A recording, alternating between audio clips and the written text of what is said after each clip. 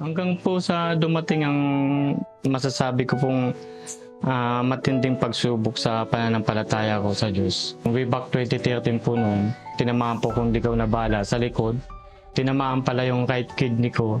Pag pasok ng bala, namanhid buong katawan ko, tapos maya-maya, unti-unti na akong nangihina, tapos bumubulwak na yung dugo sa ilong ko, sa bibig ko.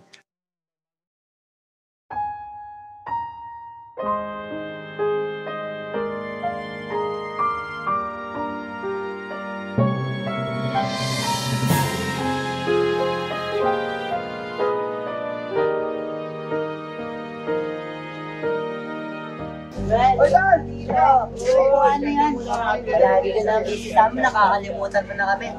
Dati po akong Katoliko.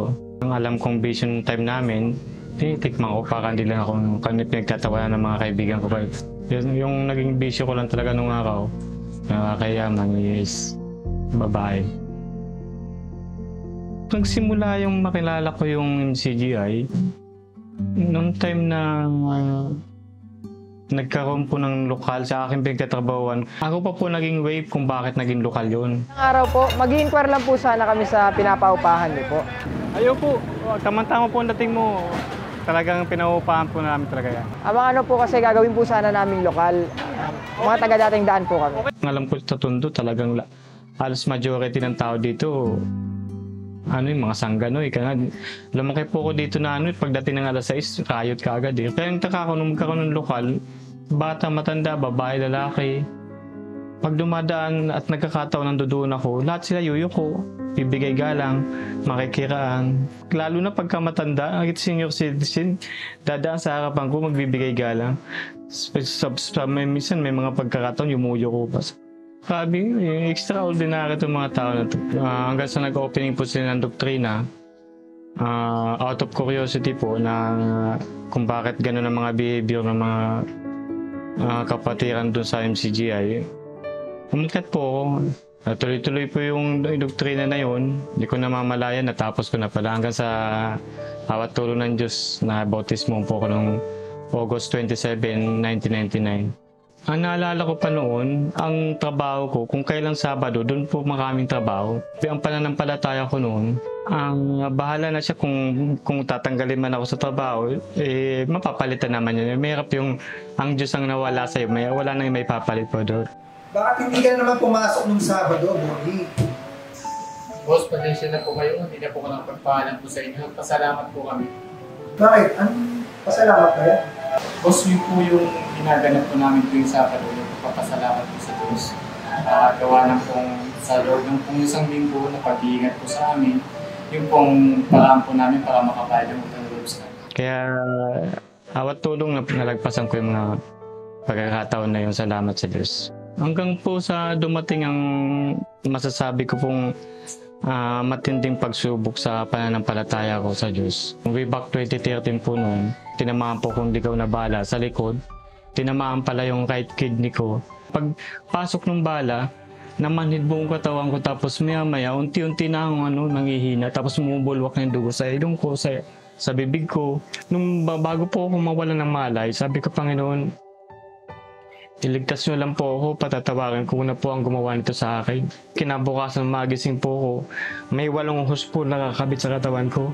Hanggang sa tumagal po ako ng ilang buwan sa hospital, sabi ng doktor sa asawa ko, Mrs., ginawa na po namin ang lahat ng magagawa namin. Sa Diyos na lang talaga tayo hihingi ng pag-asa kung mabubuhay pa ba si mister nyo o hindi. Hindi na malayang ko noon, kahit wala akong nakapikit ako, bigla akong lumuha. Sabi ko, Panginoon, yung hindi kaya ng tao, kaya na pong gumawa. Doon ko napatunayan na yung pangalan Diyos,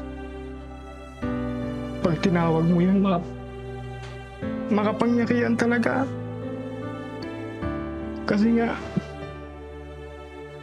nagtataka yung mga doktor kung saan ako kumukuha ng lakas. Sabi ng nurse sa akin, alam niyo sir, 32 years ako sa hospital na ito.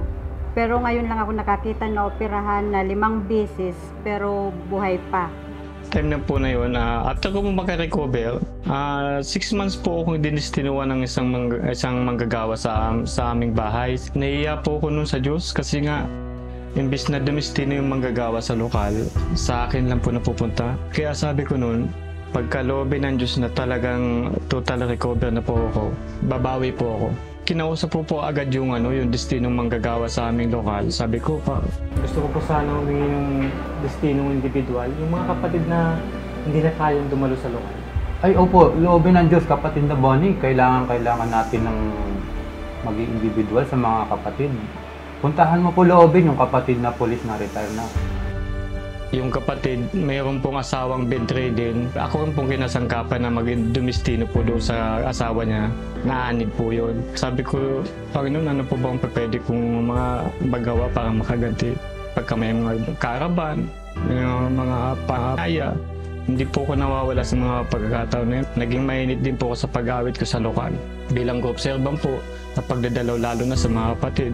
Yun po ang naging buhay na namin mag-asawa. Isa sa mga sinabi ni kapatid Nelly na pagka may pagkakataong gumawa ng mabuti, lahat ng pwedeng magawa na magawa ngayon, huwag nang ipagpabukas. Ngayon po mga kapatid, masaya po kami appealing sa aming lokal. Ako po bilang go-observa ng lokal at ang aking may bahay po, isang local secretary.